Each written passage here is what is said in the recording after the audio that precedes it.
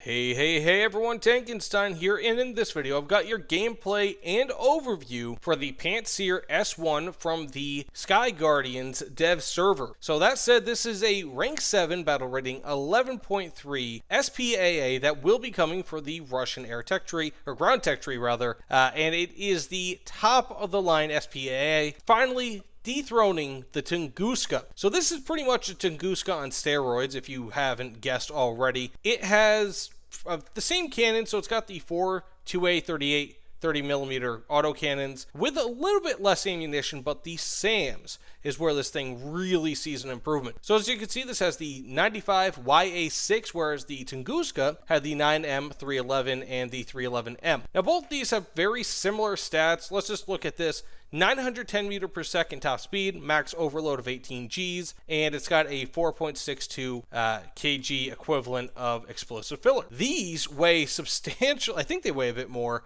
These have 8.47 kg of explosive filler, 32 Gs, and also have a 1300 meter per second max speed. And also they have substantially better armor pen versus ground target. So this is a really nasty mamma jamma and should just be a total destroying thing. It'll just wreck enemies. It's also got a substantially longer range. This has an 8-kilometer range, again, with the 9M311s, and the Pantsir-S1 has an 18-kilometer range. Guaranteed launch range, and the regular launch range is 20 kilometers. So this thing is pretty much better in every single way, and also you get these really cool exhaust effects. Now, that being said, let's get into a few matches, maybe like one match, and I'll show you also in the test drive, because matches can be a little tricky when it comes to SPAA, just showing how they work. So I'll show you in a test drive, and then I'll show you in a real match, hopefully, about how this thing works. That said, let's get into it. Okay, so this is actually really interesting. So you have 3 different modes in which you could use it. So as you can see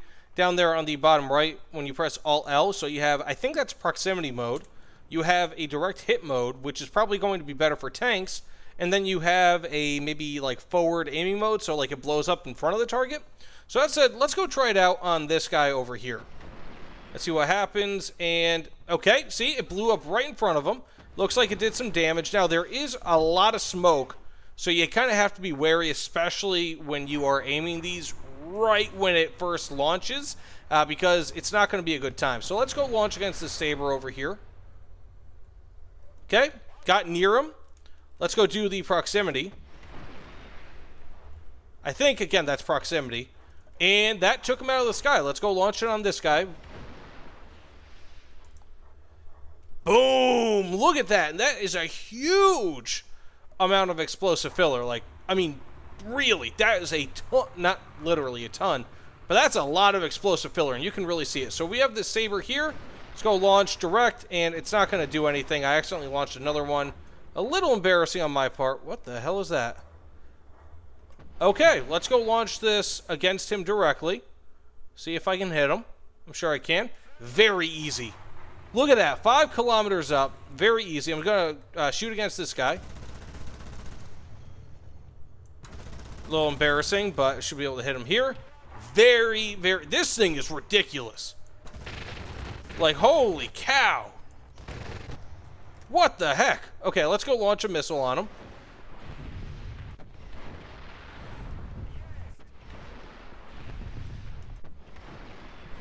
Okay, we did nothing immediately, but we can try again.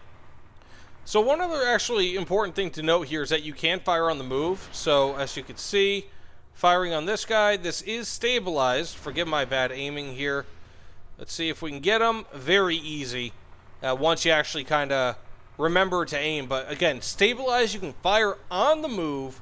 Really, really easy. This thing, I mean, easily going to be the top of the line when it comes to SPAA. Like, this thing is ridiculous. So let's go fire our guns at this guy. Easy. Let's go fire. I'm going to do the direct hit. I don't know if this is going to be enough. No, not enough. Want to kind of get a little closer, but again, that smoke is really nasty. So I'm going to launch on this KPZ-70. Destroyed, or the MBT-70 rather. Let's go launch on him. So yeah, you really have to have yourself a bit of distance between yourself and the target that you're actually looking to shoot at. But again, I mean, like, once you can kind of secure a minimum distance, at least on ground, I feel like this can be a pretty nasty anti-tank tank destroyer, if that makes, or anti-tank SPAA. So one very important thing that I kind of forgot to mention, also look at this, Severska 13 in winter, is that this does have, I think that's what, Gen 2, maybe Gen 3 thermals. So very, very interesting. Plus, you can scout with this, at least thus far on the dev server, so pretty damn cool. See what we could do here. But this is one of the problems with playing on the dev server, in my opinion, is just that even though it is obviously really fun, and you can have a really good time, in my opinion, you know, I'm going to launch near, let's see, like doing a lot. Also, this does not have a laser rangefinder. Someone just destroyed my wheel. Yep.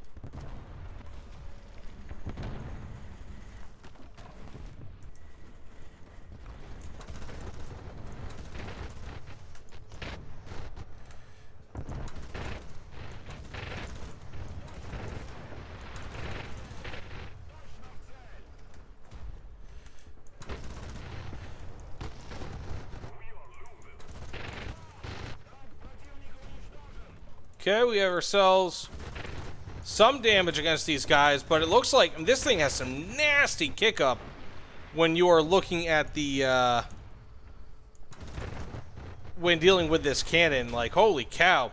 Okay, so that was not very promising against other tanks, but what I can tell you is that ultimately, again, versus actual aircraft, this is good. It just so happens, again, on the dev server, you're not really going to be able to get anything done, but I felt like versus aircraft, this thing is nasty, and then some.